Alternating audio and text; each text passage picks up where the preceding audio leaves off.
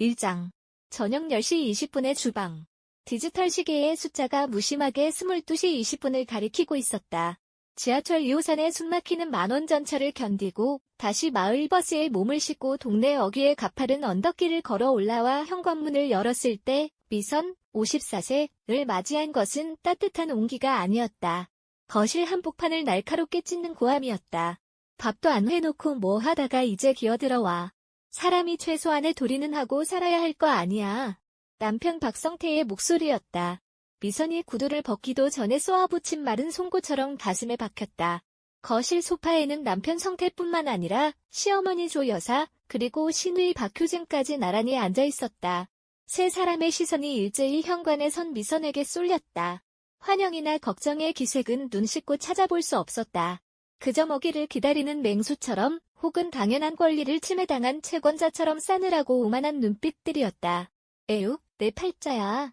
나이 30 먹은 딸 자식의 늙은 시어미까지 굶겨죽일 작정이구나. 밖에서 무슨 대단한 벼슬이라도 하느라고 이 시간까지 싸돌아다녀. 조 여사가 혀를 쯧쯧하며 리모컨을 툭툭 던지듯 소파에 내려놓았다. 시누이 효진은 미선과 눈도 마주치지 않은 채 스마트폰 화면을 문지르며 한마디 거들었다. 올케 언니, 요즘 너무한 거 아냐? 나 오늘 친구들이랑 파스타 먹으려다가 언니가 집밥 해준다고 해서 일부러 그냥 왔단 말이야. 배고파서 쓰러지기 일보 직전이라고. 미선은 가방을 쥐인 손에 힘을 주었다. 온몸에 근육이 비명을 지르고 있었다. 중견 중소기업의 재무팀 팀장으로 근무하는 미선은 오늘 분기결산과 세무감사 준비가 겹쳐 눈코 뜰 새 없이 바쁜 하루를 보냈다. 점심도 컵라면으로 대충 때우며 모니터와 씨름하다 겨우 퇴근한 길이었다. 하지만 이 집안에 누구도 미선이 왜 늦었는지 저녁은 먹었는지 묻지 않았다. 그들에게 미선은 그저 퇴근과 동시에 가동되어야 하는 무급가사 노동자이자 언제든 돈을 짜내어 쓸 수 있는 현금 인출기에 불과했다. 죄송해요. 오늘 분기결산이라 일이 좀 많았어요. 얼른 차려드릴게요. 미선은 습관적으로 고개를 숙였다. 30년 동안 몸에 밴 노예 같은 굴종이었다. 24살의 성태와 결혼해 이 집에 들어온 이후 미선은 단 한 번도 자신의 목소리를 제대로 내본 적이 없었다. 여자가 기가 세면 집안이 망한다. 남편 기를 살려야 집안이 일어선다는 조 여사의 가스라이팅과 조금만 마음에 안 들면 물건을 집어던지던 성태의 폭력성 앞에서 미선은 스스로를 지우는 법을 먼저 배웠다. 옷도 갈아입지 못한 채 양복 재킷만 간신히 벗어 의자에 걸쳐두고 미선은 주방으로 향했다. 싱크대에는 아침에 그들이 먹고 남긴 그릇들이 설거지통 가득 쌓여 있었다. 음식물이 말라붙은 그릇들을 옆으로 밀쳐두고 냉장고에서 급하게 양파와 대파 그리고 찌개용 돼지고기를 꺼냈다. 손을 씻고 도마 위에 양파를 올렸다. 칼날이 도마를 부딪히는 규칙적인 소리가 주방에 울려 퍼졌다. 거실에서는 텔레비전 소리가 커졌다. 방금 전까지 미선에게 불호령을 내리던 세 사람은 벌써 예능 프로그램을 보며 자지러지게 웃고 있었다. 화면 속 연예인의 몸개그에 맞춰 깔깔거리는 조 여사와 효진의 웃음소리가 주방까지 흘러들었다. 탁, 탁, 탁, 탁. 칼질을 하던 미선의 눈에서 왈칵 눈물이 쏟아졌다. 양파의 매운 기운 때문이 아니라는 것쯤은 스스로도 잘 알고 있었다. 가슴 깊은 곳에서부터 뜨거운 덩어리가 울컥울컥 밀려 올라왔다. 눈물이 뺨을 타고 흘러내려 도마 위 양파 위로 떨어졌지만 미선은 멈추지 않았다. 멈추면 그대로 무너져 내려 다시는 일어서지 못할 것 같았기에 기계적으로 손을 움직였다. 야! 아직도 멀었어? 배고파서 숨 넘어가겠다. 20분쯤 지났을 때 거실에서 성태가 다시 고함을 쳤다. 조금만 기다려요. 다 됐어요. 미선은 목소리가 떨리는 것을 감추기 위해 애써 크게 대답했다. 찌개 냄새가 주방 가득 퍼졌을 때 미선은 밥솥에서 하얀 쌀밥을 퍼담았다. 쟁반에 밥과 김치찌개, 밑반찬 몇 가지를 올려 거실 식탁으로 날았다. 드세요. 미선이 식탁 위에 음식을 내려놓자 성태는 고맙다는 말 한마디 없이 숟가락부터 덥석 쥐었다. 조 여사는 반찬 그릇들을 젓가락으로 툭툭 치며 미간을 찌푸렸다. 이게 뭐야? 김치도 새로 안 담그고 작년에 먹다 남은 묵은지만 내놓은 게냐? 요즘 배추가 얼마나 싱싱한데. 죄송해요, 어머니. 이번 주말에 시장 봐서 새로 담글게요. 주말, 또 주말. 기집애가 맨날 주말 하더니 제대로 된 꼴을 못 봐요. 주말에 내가 집에서 살림을 제대로 하긴 하니? 맨날 피곤하다고 처박혀 잠이나 자지. 신의 효진이 김치찌개를 한 숟가락 크게 떠먹더니 퇴하고 뱉어낼 듯 찌푸린 얼굴로 그릇을 밀어냈다. 아짜. 올케 언니, 요리 실력이 왜 이래 진짜? 이 밤중에 이렇게 짜게 먹으면 내일 얼굴 다 부어. 나 내일 피부과 예약해놔단 말이야. 미선은 아무 말도 하지 않았다. 그저 식탁 옆에 죄인처럼 고개를 숙이고 서 있었다. 성태는 밥을 우적우적 씹으며 미선을 흘겨보았다. 너는 왜 안 처먹고 서 있어? 사람 밥 먹는데 째야겠네. 마침표 회사에서 대충 먹었어요. 그래, 지 혼자 처먹을 건 다 챙겨 처먹고 다니겠지. 그러니까 남편 배고픈 줄은 모르고. 성태가 비웃듯 뱉은 말을 끝으로 주방은 다시 침묵에 잠겼다. 세 사람은 미선을 공기처럼 취급하며 밥을 먹기 시작했다. 미선은 조용히 주방으로 돌아와 싱크대에 기대어 섰다. 다리가 부들부들 떨렸다. 가슴이 꽉 막힌 것처럼 숨이 쉬어지지 않았다. 싱크대 앞에 달린 작은 거울에 자신의 얼굴이 비쳤다. 올해로 54살. 거울 속 여자는 미선이 알던 젊은 날의 자신이 아니었다. 푸석푸석하게 기운이 빠진 머리카락, 깊게 패인 미간의 주름, 핏기 없이 마른 입술, 그리고 무엇보다 영혼이 빠져나간 듯 텅 비어있는 눈동자. 나는 언제부터 이렇게 아무 감정도 느끼지 못하는 인형이 되어버렸을까? 거실에서 성태가 꺼억하고 크게 트림을 하는 소리가 들렸죠. 여사는 잘 먹었다는 듯 이쑤시개로 이를 쑤시기 시작했고 효진은 벌써 소파에 누워 쇼핑앱을 보고 있었다. 아무도 수고했다거나 잘 먹었다는 말을 하지 않았다. 당연한 것이었다. 미선이 새벽에 일어나 밥을 하고 낮에 회사에서 돈을 벌고 밤늦게 들어와 다시 밥상을 차리는 이 모든 과정은 이 집안에서 너무나 당연한 의무이자 공기 같은 일이었으니까. 미선은 차가운 물을 틀고 고무장갑을 꼈다. 30년 동안 이 집에서 산 시간들이 물거품처럼 느껴졌다. 가장 가깝고 따뜻해야 할 집이라는 공간이 미선에게는 세상에서 가장 외롭고 잔인한 감옥이었다. 설거지를 끝내고 안방으로 들어가자 성태는 이미 침대 위에서 대자로 뻗어 코를 골며 자고 있었다. 미선은 침대 밑 바닥에 얇은 이불 한 장을 깔고 누웠다. 눈을 감아도 잠이 오지 않았다. 오늘과 같은 내일이, 내일과 같은 모레가 끝없이 반복될 것이라는 절망감이 미선의 온몸을 짓눌렀다. 하지만 미선은 그날 밤까지는 알지 못했다. 자신의 인생을 송두리째 뒤흔들 거대한 폭풍이 바로 다음 날 기다리고 있다는 사실. 2장. 기생충들의 낙원. 다음 날 아침 6시 미선의 휴대폰 알람이 울리기도 전에 미선은 눈을 떴다. 30년간 다져진 생체시계는 단 한 번도 미선에게 늦잠의 사치를 허락하지 않았다. 온몸이 두들겨 맞은 듯 쑤셨지만 미선은 무거운 몸을 일으켜 주방으로 향했다. 아침 메뉴는 북엇국과 계란말이, 그리고 어제 조 여사가 타박했던 배추김치 대신 새로 무친 무생채였다. 손끝이 갈라져 쓰라렸지만 미선은 서둘렀다. 아침 7시 30분에는 집에서 나가야 9시 출근 시간을 맞출 수 있었기 때문이다. 7시가 되자 성태와 조 여사가 부스스한 모습으로 거실로 나왔다. 어머니, 아침 드세요. 여보, 식사해요. 미선이 앞치마에 손을 닦으며 말했지만 조 여사는 거실 TV를 켜며 눈길도 주지 않았다. 성태는 식탁 의자에 앉아 신문을 펼쳐들 뿐이었다. 늦잠을 자는 효진의 목까지 3인분의 상을 차려놓은 미선은 서둘러 가방을 챙겼다. 저 먼저 출근하겠습니다. 다녀오겠습니다. 인사를 건넸지만 돌아오는 대답은 없었다. 텔레비전에서 나오는 아침 뉴스 앵커의 목소리만이 미선의 뒤통수를 때렸다. 성태는 신문에 얼굴을 묻은 채 고개조차 끄덕이지 않았다. 미선은 씁쓸한 입안을 다시며 현관문을 나섰다. 지하철역으로 걸어가는 길, 미선은 스마트폰을 켜 은행 앱을 실행했다. 로그인 후 화면에 뜬 숫자를 바라보는 미선의 눈이 가늘게 떨렸다. 잔액 142,500원. 미선의 월급은 세후 420만원가량이었다. 중소기업 팀장으로서는 적지 않은 금액이었고 연말 성과급까지 합치면 연봉이 6천만원을 훌쩍 넘었다. 하지만 미선의 개인 통장 잔액은 늘 이 모양이었다. 미선이 번 돈은 매달 월급날이 무섭게 가족 공동통장이라는 명목의 성태명의 통장으로 이체되거나 각종 공과금과 카드값으로 자동 빠져나갔다. 결혼 초기 조 여사는 미선에게 이렇게 말했다. 부부는 한 몸이고 한 뜻이다. 돈 관리를 여자가 따로 하면 집안에 비밀이 생기고 풍파가 있는 법이야. 우리 성태가 장남이고 집안의 기둥이니 돈은 성태 명의로 모으고 관리하는 게 맞아.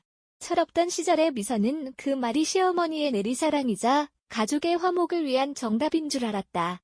그래서 지난 30년간 자신의 피땀 어린 월급을 고스란히 바쳤다. 하지만 그 결과는 참담했다. 미선의 월급은 성태의 유흥비와 주식 투자 실패 자금으로 흘러들어갔고 조 여사의 온갖 보약학과 대형 병원비 검진비로 쓰였다. 그리고 가장 기가 막힌 것은 30이 넘도록 직장 한 번 제대로 다니지 않고 백수로 지내는 신의 효진의 사치 비용이었다. 효진은 미선이 번 돈으로 명품 가방을 사고 친구들과 고급 레스토랑을 전전하며 호화로운 해외여행을 다녔다. 오후 4시 회사에서 한창 서류를 검토하고 있는 미선의 휴대폰이 진동했다. 화면에는 신호이라는 세 글자가 떠 있었다. 전화를 받자마자 효진의 징징거리는 목소리가 소화기를 넘어 흘러나왔다. 올케 언니? 나 지금 백화점인데 한도 초과라고 나오네. 언니가 한도 좀 늘려주든가 아니면 돈 좀 보내줘봐. 마침표 효진씨, 지난주에도 카드값 때문에 내가 150만 원 채워 넣었잖아. 벌써 다 쓴 거야. 아니, 언니는 왜 사람을 기분 나쁘게 사사건건 따지고 그래. 지난주에 쓴 건 친구 결혼식 축의금이랑 내 가방 하나 산 게 다야. 오늘은 청담동에서 애들이랑 저녁 모임 있다니까? 내 체면도 있지. 결제할 때 카드 튕기면 언니가 책임질 거야. 효진씨, 내 월급도 한계가 있어. 이번 달에 효진씨가 쓴 카드값만 벌써 250만 원이 넘어. 좀 아껴 써야지. 그러자 수화기 건너편에서 효진의 목소리가 싹 날카롭게 변했다. 아니, 올케 언니 요즘 왜 그래? 진짜 쪼잡스럽게 굴래? 언니 월급 400 넘게 받잖아. 우리 오빠가 언니 뒷바라지 해주고 집 제공해주니까 언니가 편하게 회사 다니면서 그 돈 버는 거지, 안 그래? 우리 집 없었으면 언니가 어디서 대접받고 살았겠어? 돈 몇 푼씩 가지고 유세 떨지 마. 뚝. 전화가 일방적으로 끊겼다. 미선은 멍하니 스마트폰 화면을 바라보았다. 가슴이 부르르 떨렸다. 효진은 미선의 월급을 정확히 알고 있었고 그것을 마치 당연히 자신에게 주어지는 용돈처럼 생각하고 있었다. 우리 오빠가 제공해준 집이라는 말에 미선은 실소를 금할 수 없었다. 지금 살고 있는 마포의 34평형 아파트는 결혼할 때 성태의 부모가 마련해준 것이 아니었다. 결혼 당시 성태는 모아둔 돈이 거의 없었고 미선이 혼수로 해온 돈과 두 사람이 맞벌이를 하며 피눈물 나게 모은 돈, 그리고 결정적으로 미선의 친정아버지가 돌아가시면서 미선에게 남긴 유산 2억 원을 보태어 마련한 집이었다. 하지만 조 여사와 성태는 어느 순간부터 그 집이 온전히 박씨 가문의 가업이자 성태의 능력으로 장만한 집인 것처럼 떠들고 다녔다. 그때 미선의 책상 위로 그림자가 드리워졌다. 재무팀에서 대리였다. 팀장님, 아드님한테 전화 왔었는데요. 팀장님 자리에 안 계셔서 제 자리로 연락이 왔어요. 급한 일 같으시던데 번호 남겨놓으셨습니다. 아, 그래요? 고마워요, 서 대리. 미선은 아들 민준, 27세의 이름이 나오자 얼어붙었던 가슴이 조금은 녹아내리는 기분이었다. 민준은 이 지옥 같은 집안에서 미선이 살아갈 수 있게 해준 유일한 버팀목이자 삶의 의미였다. 할머니와 고모, 아버지가 미선을 구박할 때마다 어린 민준은 미선의 치맛자락을 잡고 울며 엄마, 내가 나중에 돈 많이 벌어서 효도할게. 울지 말라고 말하던 착한 아들이었다. 현재 대학을 졸업하고 작은 스타트업에서 개발자로 일하며 독립해 살고 있었다. 미선은 서둘러 탕비실로 가 민준에게 전화를 걸었다. 민준아, 엄마야. 회사로 전화했다며? 무슨 일 있어? 어디 아파? 엄마. 아픈 건 아니고 그냥 목소리 듣고 싶어서. 민준의 목소리가 어딘지 모르게 가라앉아 있었다. 미선은 본능적으로 직감했다. 아들에게 무슨 일이 생겼다는 것을. 민준아, 엄마한테 숨기는 거 있지? 뭔지 말해봐. 엄마 괜찮으니까. 마침표 엄마. 실은 나 이번에 전세 계약 만기잖아. 집주인이 전세금을 5천만 원이나 올려달래. 안 그러면 비워달라고. 요즘 전세 사기도 많고 해서 겨우 구한 안전한 집인데 대출을 더 알아보려고 해도 내 연봉으로는 한도가 안 나와서 마침표. 민준의 풀 죽은 목소리에 미선의 가슴이 찢어지는 것 같았다. 5천만 원. 결코 적은 돈은 아니었지만 만약 미선이 지난 30년간 벌어들인 돈을 제대로 모으기만 했다면 아들의 전세금 올려주는 것쯤은 아무 일도 아니었을 것이다. 민준아, 걱정하지 마. 엄마가 어떻게든 마련해볼게. 엄마 팀장이잖아. 돈 모아둔 거 있어. 진짜야, 엄마? 아빠나 할머니한테 얘기 안 해도 돼? 또 엄마 고생하는 거 싫은데 마침표. 안 해도 돼. 엄마가 알아서 할 테니까 기죽지 말고 밥 잘 챙겨 먹어. 알았지? 아들과의 통화를 끝낸 미선은 주먹을 꽉 쥐었다. 더 이상은 안 되었다. 자신의 인생이 망가지는 것은 참을 수 있었지만 자신의 피부치이자 유일한 희망인 민준이까지 이 기생충 같은 인간들 때문에 눈물을 흘리게 둘 수는 없었다. 미선은 자리에 앉아 성태의 명의로 된 통장의 거래 내역과 현재 자산 현황을 파악하기 위해 개인적인 조사를 시작하기로 결심했다. 30년간 덮어두었던 판도라의 상자를 열 때가 된 것이 3장. 폭로와 배신. 결심을 굳힌 미선은 며칠간 퇴근 후 비밀리에 행동했다. 성태의 명의로 된 은행들의 잔고 증명과 거래 내역을 확인하는 일은 쉽지 않았지만 미선은 재무팀장으로서 금융 시스템과 서류를 다루는데 도같은 인물이었다. 성태가 술에 취해 잠든 밤 그의 휴대폰 인증을 이용하고 집안 구석구석에 숨겨진 서류들을 찾아냈다. 그리고 마침내 마주한 진실은 미선의 상상을 초월할 정도로 추악했다. 성태의 명의로 된 가족 통장에는 잔액이 거의 없었다. 미선이 매달 보낸 수백만 원의 돈은 입금되기 무섭게 다른 곳으로 빠져나가고 있었다. 가장 큰 금액은 정체불명의 계좌로 정기적으로 송금되고 있었는데 미선이 그 계좌의 실소유주를 추적한 결과 경악을 금치 못했다. 이정희, 48세. 성태가 3년 전부터 매달 200만 원씩 생활비를 송금해주며 살림을 차려준 내연녀의 이름이었다. 성태는 미선이 야근을 하며 피땀 흘려 번 돈으로 다른 여자와 바람을 피우고 그 여자의 생활비와 명품백까지 사주고 있었던 것이다. 그뿐이 아니었다. 시어머니 조 여사의 이름으로 된 정기예금 통장에는 무려 1억 5천만 원이라는 거액이 잠자고 있었다. 조 여사는 매달 미선에게 몸이 아프다, 약값이 없다, 침 맞아야 한다며 돈 수십만 원을 뜯어갔고 미선은 시어머니라는 이유로 군말 없이 그 돈을 바쳐왔다. 하지만 조 여사는 그 돈을 고스란히 자신의 통장에 쌓아두고 있었던 것이다. 신의 효진의 카드 대금 역시 상상을 초월했다. 미선의 가족 카드로 긁어댄 금액 외에도 성태가 따로 효진에게 건넨 돈이 수천만 원에 달했다. 결국 미선은 이 집안에서 인간 대접은커녕 3마리의 거대한 기생충에게 온몸에 피를 빨먹히고 있는 숙주에 불과했던 것이다. 피가 거꾸로 솟는다는 표현은 이럴 때 쓰는 것 같았다. 미선은 손을 부르르 떨며 모든 증거 자료를 출력해 회사 게임 서랍에 보관했다. 성태의 불륜 증거 사진, 블랙박스 영상, 은행 거래 내역서, 조 여사의 은닉 재산 내역까지 단 하나의 서류도 빼놓지 않았다. 내가 왜 청춘을 바쳐 인간들을 먹여 살렸을까? 내가 왜 그 모욕을 견뎠을까? 미선은 눈물을 흘리지 않았다. 이제 눈물은 모두 말라버렸고 그 자리에는 차갑고 단단한 분노와 복수심만이 들어찼다. 며칠 뒤 토요일 아침, 조 여사가 거실에서 거드름을 피우며 미선을 불렀다. 미선아, 너 오늘 주말인데 얼른 시장 봐서 김치 좀 담그고 갈비찜 좀 해라. 내일 모레 내 시누이 생일인데 미리 식구들 모여서 밥이라도 먹어야지. 미선은 방에서 걸어 나와 냉랭한 눈빛으로 조 여사를 바라보았다. 어머니, 저 오늘 바빠서 시장 못 봐요. 그리고 갈비찜 할 돈도 없고요. 그러자 안방에서 나오던 성태가 눈을 부릅떴다. 뭐? 야, 너 요즘 왜 이렇게 말대꾸가 심해? 돈이 없다니, 내 월급 다 어디다 쓰고 돈 타령이야? 남편이 주말에 고기 좀 먹겠다는데 그게 그렇게 아까워. 내 월급이 어디로 갔는지는 당신이 제일 잘 알 텐데. 마침표 미선의 가시 돋친 말에 성태의 얼굴이 순간 굳어졌다. 하지만 이내 기세를 높이며 소리를 질렀다. 이 여편네가 진짜 미쳤나. 어디서 눈을 그렇게 똑바로 뜨고 대들어? 내가 아주 살기 편하니까 눈에 뵈는 게 없지. 신의 효진도 자기 방에서 기어나와 아나모인으로 쏘아붙였다. 언니, 진짜 왜 이래? 오빠한테 대드는 것도 유분수지. 그리고 내 생일상 차려주는 게 그렇게 억울해? 치사해서 안 먹어, 안 먹어. 미선은 세 사람의 추악한 얼굴을 하나하나 눈에 담았다. 30년 동안 두려워했던 그들의 목소리가 이제는 그저 하찮은 파리 소리처럼 들렸다. 미선은 조용히 가방을 메고 현관으로 향했다. 어디가? 야! 김미선. 너 안 돌아와. 성태의 고함 소리를 뒤로하고 미선은 문을 닫았다. 미선이 향한 곳은 법률사무소였다. 이혼 전문 변호사를 만나 준비한 증거들을 보여주었다. 변호사는 서류를 검토하더니 감탄 섞인 미소를 지었다.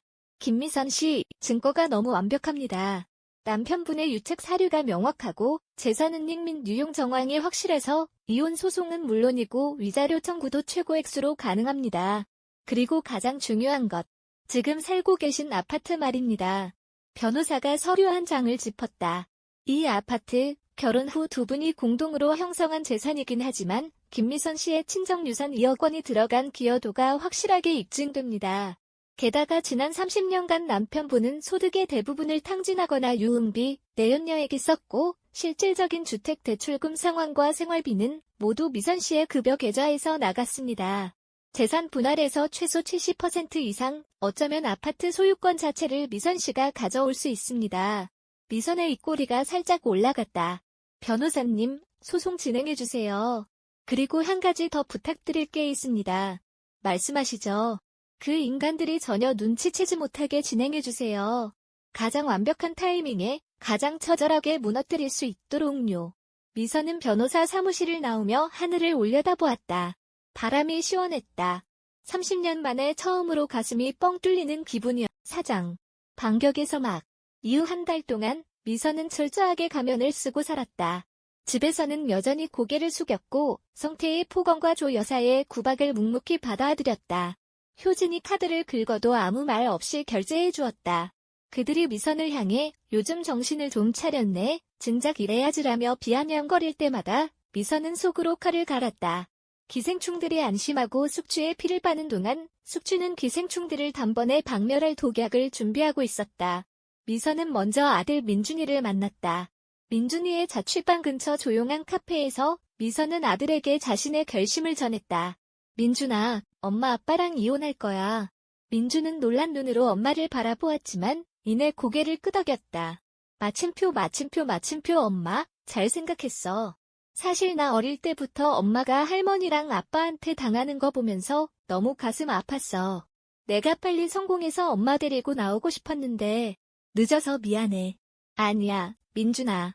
엄마가 너무 늦게 용기를 내서 미안해. 그리고 내 전세금 올려줄 5천만 원 엄마가 마련했어. 여기 수표로 가져왔으니까 내일 당장 집주인한테 송금해. 미선이 가방에서 5천만 원짜리 자기 압수표를 꺼내놓자 민준의 눈이 휘둥그레졌다. 이 돈은 미선이 회사에 특별 요청하여 미리 받은 퇴직금 중간정산 금액 중 일부와 개인적으로 지인에게 빌린 돈이었다. 엄마, 이 큰 돈이 어디서 났어? 아빠가 알면 가만 안 있을 텐데 마침표. 걱정 마. 아빠는 이제 나한테 아무런 권리도 없어. 민준이 너는 내 인생만 생각해. 엄마가 다 해결해. 민준은 수표를 보며 눈물을 흘렸다. 엄마, 고마워. 나 정말 열심히 살게. 엄마 부끄럽지 않은 아들 될게. 아들을 안심시킨 미선은 본격적인 이혼 소송장을 접수했다. 성태에게 소장과 재산 명시 명령이 송달되기까지는 약간의 시간이 걸렸다. 미선은 디데이를 잡았다. 그날은 마침 성태의 생일이자 조 여사와 효진이 미선에게 집에서 거하게 생일잔치상을 차려내라고 명령한 날이었다. 디데이 당일 미선은 회사에 연차를 냈다. 하지만 집에는 출근하는 척 정장을 입고 나왔다. 미선이 향한 곳은 집이 아닌 마포 아파트 근처의 부동산 지인이 운영하는 사무실과 이삿짐 센터였다.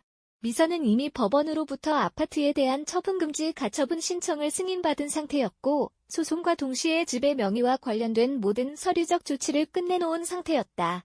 실질적으로 집의 명의는 예전 대출을 받을 당시 미선의 단독 명의로 변경되어 있었는데 성태와 조 여사는 그 사실조차 모르고 있었다. 성태가 세금을 아낀답시고 미선의 명의로 돌려놓았던 과거의 꼼수가 이제 그의 목을 죄는 부메랑이 된 것이다. 오후 6시 미선은 이삿짐센터 직원들을 대동하고 집으로 들이닥쳤다. 집에는 조 여사와 효진이 성태의 생일 파티를 기다리며 TV를 보고 있었다. 미선이 낯선 사내들을 우르르 데리고 들어오자 조 여사가 깜짝 놀라 일어났다. 이게 무슨 짓이냐. 이 시커먼 사내들은 누구고 주말도 아닌데 왜 이삿짐 박스를 들고 와. 마침표 어머니, 효진씨. 지금 당장 짐 싸세요. 미선의 목소리는 얼음장처럼 차가웠다. 뭐? 짐을 싸라니? 내가 드디어 미쳤구나. 감히 시어미한테 명령을 해. 이 집 제 명의로 된 제 집입니다. 당신들이 30년 동안 저를 구박하며 살았던 이 집, 오늘부로 제가 처분합니다. 그러니까 당신들 개인 물건만 챙겨서 지금 당장 나가세요. 신의 효진이 기가 막히다는 듯 콧방귀를 꼈다. 하, 올케 언니, 지금 드라마 찍어? 이 집이 왜 언니 집이야? 우리 오빠 집이지. 오빠 오면 언니 오늘 반쯤 죽을 줄 알아. 그때 현관문이 열리며 케이크 상자를 든 박성태가 기분 좋은 얼굴로 들어왔다. 어머니, 저 왔습. 아니, 이게 다 무슨 난리야? 당신 이 사람들 누구야? 성태의 등장에 조 여사와 효진이 고자질을 시작했다. 성태야, 내 마누라가 미쳤다. 이 사람들을 데리고 와서 우리 보고 나가란다. 이 집이 제 집이란다. 성태의 얼굴이 불그락 푸르락 험악하게 굳어졌다. 그는 케이크 상자를 바닥에 팽개치고 미선에게 성큼성큼 다가왔다. 그리고 손을 높이 들어 올렸다. 30년 동안 그가 늘 해왔던 것처럼 폭력으로 미선을 제압하려는 유치한 짓거리였다. 이 시발년이 진짜 돌았나. 어디서 감히 집구석을 이따위로 만들어. 성태의 손이 미선의 뺨을 향해 날아들었다. 퍽. 하지만 성태의 손은 미선의 얼굴에 닿지 못했다. 미선이 미리 대동한 이삿짐센터 직원들과 변호사 사무실의 건장한 사무장이 성태의 팔을 낚아채 뒤로 꺾어버렸기 때문이다. 악, 이거 놓으란 말이야. 남의 집에서 뭐 하는 짓거리야. 박성태 씨, 법원 명령 집행 중입니다. 폭행을 시도하시면 현행범으로 경찰에 체포될 수 있습니다. 사무장이 냉정하게 법원 서류를 성태의 얼굴 앞에 들이밀었다. 5장. 인과응보의 밤. 2. 이게 뭐야? 성태의 눈이 서류의 내용을 읽어내려가며 사정없이 흔들렸다. 서류 상단에는 거대한 글씨로 이혼 청구 소송 및 재산분할, 위자료 청구 소장이라고 적혀 있었다. 그리고 그 뒤 장에는 성태가 내연녀 이정희와 호텔에 드나드는 사진, 카카오톡 대화 내용, 그리고 매달 생활비를 송금한 내역이 빼곡하게 인쇄되어 있었다. 당신 이걸 어떻게 마침표. 어떻게 알았냐고? 당신이 내가 번 돈으로 그 더러운 년이랑 휘낭락하는 동안 나는 피눈물을 흘리며 일했어. 당신들이 나를 인간 이하로 취급할 때 나는 법적으로 당신들을 끝장낼 준비를 하고 있었고 미선의 목소리에는 단 한치의 흔들림도 없었다. 30년의 세월 동안 억눌렸던 서러움이 찬란한 복수의 칼날이 되어 성태의 심장을 찔렀다. 조 여사가 서류를 빼서 들더니 사진을 보고 비명을 질렀다. 성태야, 이게 무슨 소리냐? 내가 바람을 피웠다고? 아니, 그보다 이 집 명의가 진짜 저 가신의 걸로 되어 있어. 어머니, 몰라보셨어요?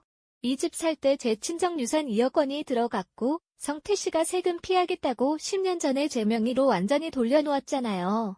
당신들은 이 집이 성태 씨의 능력으로 산 줄 알았겠지만 법적으로 이 집은 온전히 제 소유입니다. 미선은 이삿짐 직원들을 향해 고개를 끄덕였다. 내 가구와 옷, 개인 물품만 챙겨서 미리 계약한 새 집으로 옮겨주세요.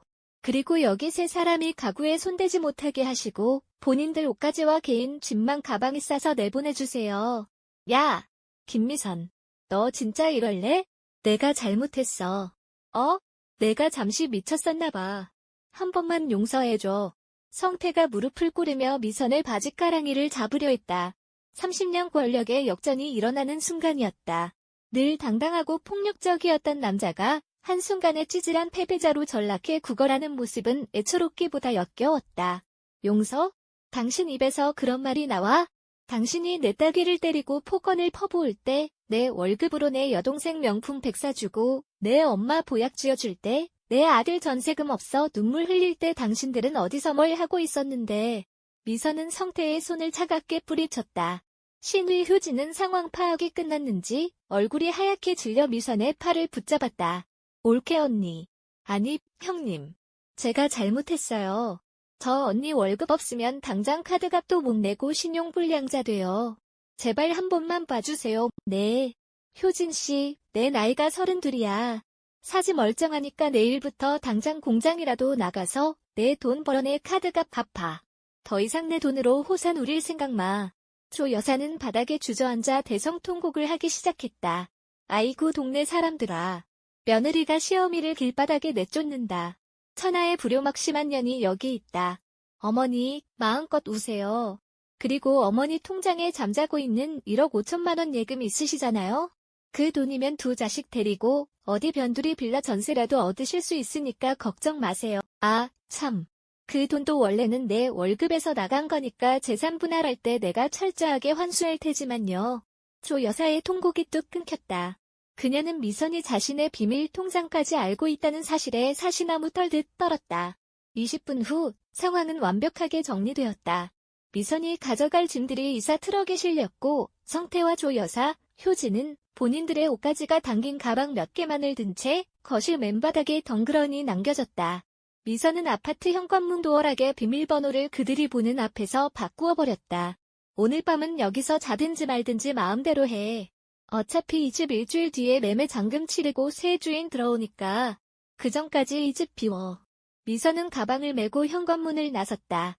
뒤에서 성태가 미선아, 미선아 하며 울부짖는 소리가 들렸지만 미선은 단 한 번도 뒤돌아보지 않았다. 엘리베이터를 타고 내려오는 길, 미선은 거울에 비친 자신의 모습을 보았다. 여전히 주름진 얼굴이었지만 눈동자만큼은 그 어느 때보다 밝고 당당하게 빛나고 있었다.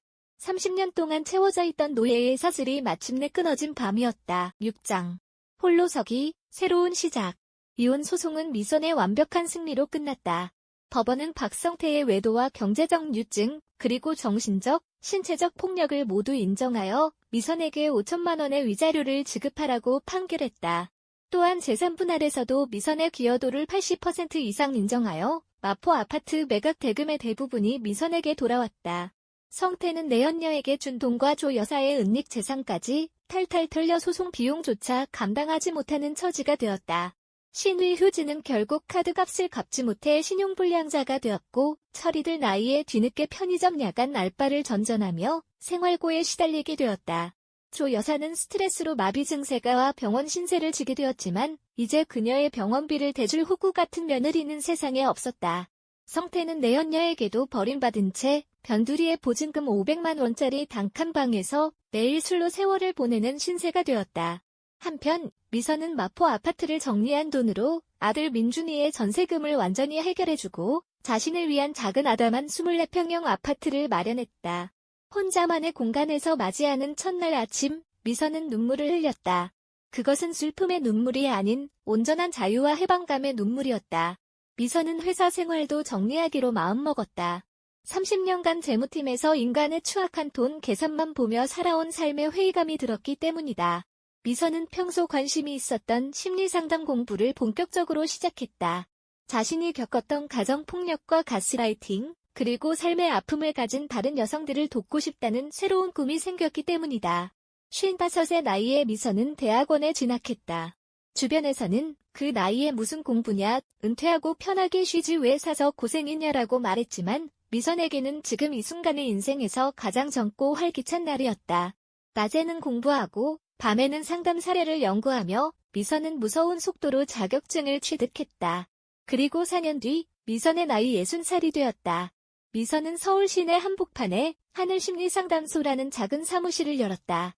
자신의 본명인 김미선 대신 스스로의 인생의 날개를 달아주겠다는 의미로 김하늘이라는 예명으로 개명도 마친 상태였다. 상담소는 미선과 같은 아픔을 겪은 여성들 사이에서 입소문이 나기 시작했다. 미선은 단순히 이론적인 상담을 넘어 자신이 30년간 겪었던 지옥 같은 경험과 그것을 극복해낸 생생한 노하우를 바탕으로 내담자들의 마음을 어루만졌다. 원장님, 저도 원장님처럼 새 삶을 살 수 있을까요? 제 나이가 벌써 50이 넘었는데 마침표. 상담실을 찾아와 눈물을 흘리는 중년 여성의 손을 잡으며 미선은 미소를 지었다. 그럼요. 저도 54살에 시작했어요.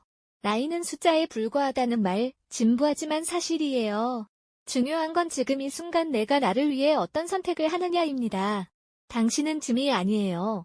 날개를 펼칠 준비가 된 사람입니다. 미선의 진심 어린 위로는 수많은 절망에 빠진 여성들을 구원했다. 하늘심리상담소는 시청 및 지역사회와 연계되어 공공상담소의 역할까지 수행하는 규모로 성장했다. 7장. 짐에서 날개로. 어느 날 미선에게 시청으로부터 뜻밖의 연락이 왔다. 지역 사회 발전과 여성 인권 신장에 기여한 공로를 인정받아 올해의 여성상 수상자로 선정되었다는 소식이었다. 시상식 당일 미선은 세련된 네이비색 정장을 입고 무대에 올랐다. 객석에는 늠름하게 자란 아들 민준이와 민준이가 데려온 참한 며느리 유진, 그리고 이제 겨우 돌이 지난 귀여운 손녀 하윤이가 앉아 있었다. 미선의 절친한 친구들과 상담소 직원들도 꽃다발을 들고 환호하고 있었다. 화려한 조명 아래서 시장님이 미선에게 상패를 건넸다. 김하늘 소장님은 55세 늦은 나이에 새로운 도전을 시작하여 개인의 아픔을 사회적 기여로 승화시키셨습니다. 지난 4년간 300여 명이 넘는 가정폭력 및 피해 여성들을 도왔으며 많은 이들에게 새로운 희망의 증거가 되셨기에 이 상을 드립니다. 짝짝짝짝. 우레와 같은 박수 소리가 강당을 가득 채웠다. 미선은 마이크 앞에 섰다. 객석에서 눈물을 훔치며 박수를 치고 있는 아들 민준이와 눈이 마주쳤다. 미선은 깊은 숨을 쉬고 입을 열었다. 감사합니다. 하지만 이 상은 온전히 제 것이 아닙니다. 세상의 편견과 폭력 앞에서 용기를 내어 제 상담소 문을 두드려 주었던 모든 여성들의 것입니다. 저는 지난 30년간 누군가의 아내로, 누군가의 며느리로 살며 제 자신을 지우고 살았습니다. 제가 짐인 줄 알았습니다. 하지만 54살의 밤, 저는 깨달았습니다. 나는 짐이 아니라 날 수 있는 날개를 가진 인간이라는 것을요. 미선은 잠시 말을 멈추고 객석의 여성들을 바라보았다. 늦었다고 생각할 때가 가장 빠른 때입니다. 여러분, 포기하지 마세요. 지금 이 순간 당신이 내딛는 작은 한 걸음이 당신의 남은 인생 전체를 바꿀 수 있습니다. 저 김하늘이 증명했고 앞으로 여러분이 증명해 나갈 것입니다. 감사합니다. 강당이 떠나갈 듯한 기립박수가 터져나왔다. 미선은 단상에서 내려와 가족들의 품으로 향했다. 아들 민준이 미선을 꽉 안아주었다. 엄마, 정말 자랑스러워. 진짜 고생 많았어. 고맙다, 민준아. 내가 있어서 엄마가 여기까지 올 수 있었어. 며느리 유진도 미선에게 예쁜 꽃다발을 안겼고 손녀 하윤이는 미선의 품에 안겨 할머니 짱, 할머니 이뻐 라며 옹알이 섞인 목소리로 속삭였다. 미선은 세상 모든 것을 가진 것처럼 행복했다. 그날 저녁 가족들과 행복한 식사를 마치고 돌아온 미선은 자신의 아담하고 아늑한 집 거실에 앉았다. 창밖으로 서울의 아름다운 밤 풍경이 내려다 보였다. 스마트폰을 켜자 민준이에게 메시지가 와 있었다. 엄마, 참 아까 식사할 때 말 못한 게 있는데 박성태 씨 소식 들었어. 얼마 전에 어떤 나이 비슷한 할머니 같은 여장부 만나서 재혼했다더라. 근데 그 여자가 성태 씨 명의로 된 작은 빌라 보증금까지 다 들고 야반 도주했대.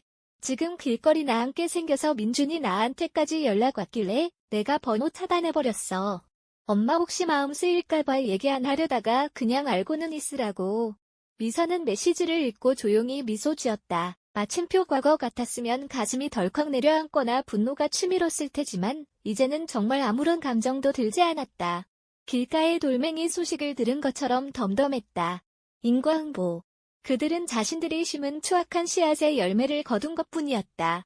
미선은 침실로 들어와 화장대 거울 앞에 섰다. 60살의 김하늘. 눈가에는 인자한 주름이 자리 잡았고 머리칼에는 은빛 지혜가 내렸지만 그녀의 눈빛은 그 어느 때보다 깊고 아름다웠다. 30년 동안 누군가의 기생충들을 먹여 살리는 짐으로 살았던 미선은 이제 누군가에게 희망을 주고 날아오를 수 있게 돕는 거대한 날개가 되었다. 창밖으로 밤바람이 부드럽게 불어왔다. 내일도 상담소에는 새로운 내담자들이 찾아올 것이고 미선은 그들의 손을 잡아줄 것이다.